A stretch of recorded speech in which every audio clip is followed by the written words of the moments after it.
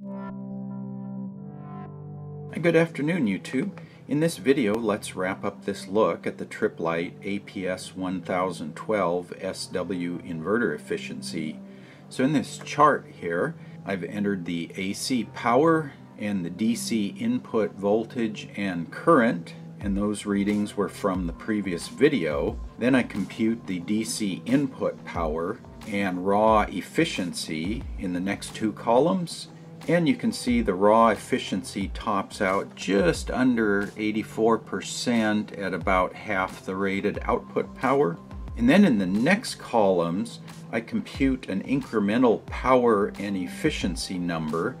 The incremental efficiency is a measure of how much additional input power is required for additional output power. For example, with this first load, I added 23 watts of additional output, but I only needed 21 watts of additional input. So this gives a greater than unity efficiency, or rather some of that no-load power is able to be converted into useful output power. And here's a graph of that data, so you can see the raw efficiency here in blue is generally above 80% for a good portion of the range. And then here's the incremental efficiency coming down, and they cross somewhere in here about 500 watts. So that is the numbers. Let's take a look at what some of that means here. I find this interesting, as one of the things I use this inverter for is charging batteries in various devices.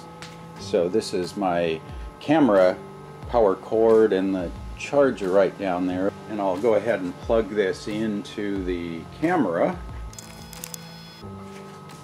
So there you can see the power has come up to 6 or 7 watts there, and the current though only jumped up from 2.8 amps up to maybe 3.1 amps. So that's about 4 watts of additional input power for 6 watts of additional output.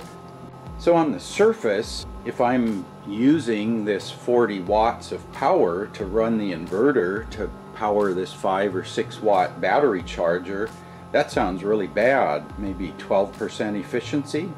But if I assume the inverter is running anyway and using 37 watts just sitting there, then that charger is only using 3 or 4 watts of additional power.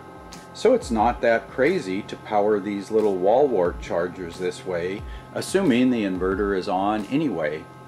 In the next section, let's take a peek inside the inverter to see what's in there. So this is a low frequency sine wave inverter, and that limits the efficiency compared to a high frequency inverter with an internal boost stage. It operates at line frequency, or 60 Hz here in the US. The power from the battery runs to a MOSFET H-bridge and directly into the secondary of the transformer. Essentially, the H-bridge is taking the battery power, switching it on and off into the transformer to make AC output power. So in the next video, I'll take a closer look at the internal circuitry and operation. Questions welcome in the comments section below. Be sure to rate and share this video if you found it interesting. Check out my other videos and subscribe to the channel for updates. And as always, thanks for watching.